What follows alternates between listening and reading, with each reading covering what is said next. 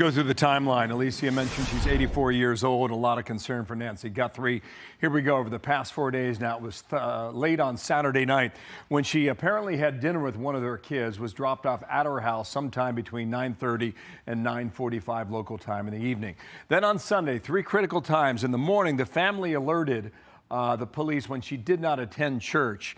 Then at noon, the family churches and then contacts the sheriff's department that day.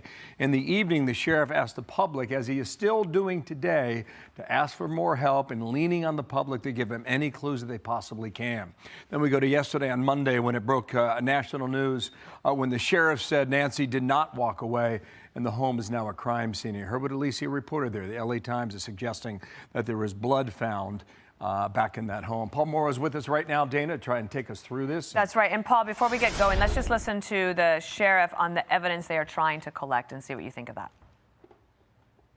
There's some evidence that we're trying to retrieve, and whether it's from cameras or digital evidence from cell phones, that technology that's so critical to us, our LPRs, our license plate readers, all of that. We think that once we get those things downloaded to us and have a look at them, we'll be in a better position. Makes sense to you?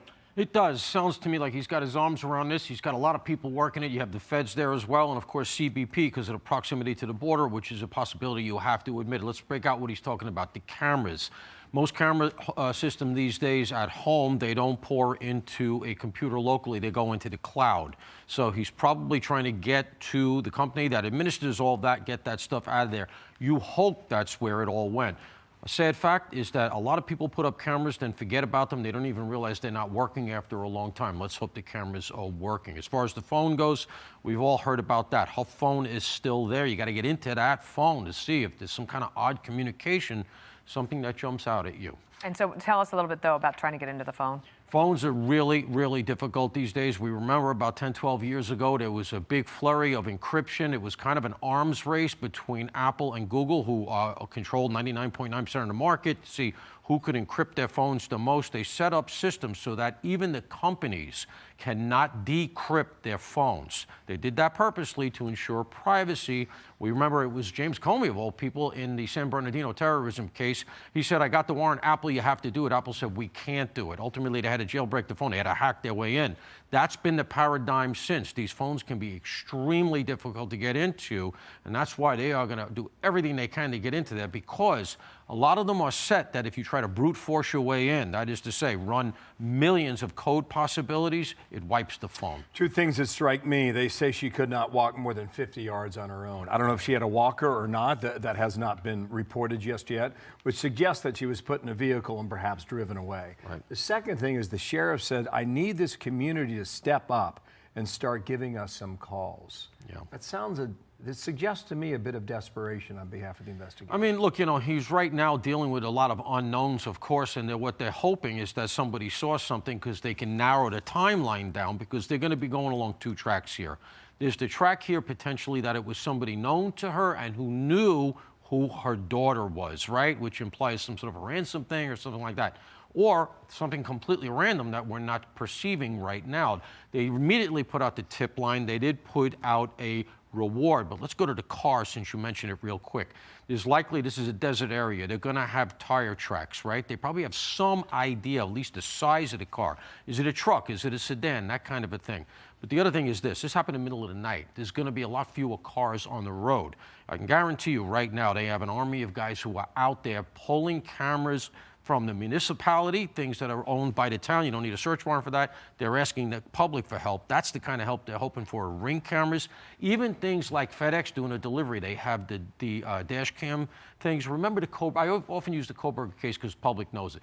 Remember the Koberger case? They had nothing, and then they had this idea of the car, and a woman working in a gas station just said, let me look. She looks on her computer, the exterior camera caught the car fleeing the scene. Right then, they got time with that. They got that whole thing from that. That was a key clue. Yeah. They're hoping for something here because, as I said, middle of the night, a fewer cars on the road.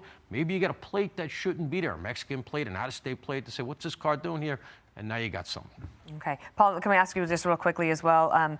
Tyler Robinson, the alleged killer of Charlie Kirk, will be back in court for a hearing about media access. And Erica Kirk, her lawyers have said, without meaningful access to these proceedings, the public will be unable to directly observe and evaluate the evidence presented, leaving a critical gap in understanding the circumstances surrounding his death. And at the end, she says, such an outcome serves neither the interests of justice nor those of Miss Kirk. What do you think happens here? So I think ultimately the judge, of course, is going to allow cameras, in my estimation, because of the public interest in this thing. He's a relatively new judge, and he's feeling his way. He's aware of the fact that it's a capital case, and so he wants to check every box. But I think a lot of us feel like this is getting into dilatory tactics, right? They're trying to delay from the defense side of things. It's complicated. You got the defense, you got the prosecution, you have Ms. Kirk, but you also have the media, all of whom. So you got 4 different entities here who are all paying this judge with motions and with papers. Bottom line is this: they're now alleging, that is the defense, that there's another conflict of interest, that one of the other prosecutors has 2 members of the congregation whose children were in the crowd that day. As we all know, the entire world saw that horrible video and became aware of this immediately. It went out on social media, etc. And the idea that somehow that prejudices the prosecution into doing their job is facially ridiculous. That's their job. Of course they're going to do that. The only way I could see prejudice, if there was some implication that they wouldn't have brought the case, if not for the fact that they had some kind of tenuous connection, or if they weren't going to go for the death penalty, except for that, which is what the defense is alleging now. I think that the judge at this point has to move this thing along. 100%. These are really early motions. We haven't even indicted the guy yet. Yeah. Wow. These in this case and in the Mangione case here in New York, these judges have to step on the gas. Yeah. It's taken a long time to make these decisions. Mangione cases here in New York. Yeah. I mean, look, justice moves slow, but shouldn't move this. Too slow. Right on. Paul, thank you very much. Terrific input. Thank you. Hey everyone, I'm Emily Campagno. Catch me and my co-hosts Harris Faulkner and Kaylee McEnany on Outnumbered every weekday at 12 p.m. Eastern, or set your DVR. Also, don't forget to subscribe to the Fox News YouTube page for daily highlights.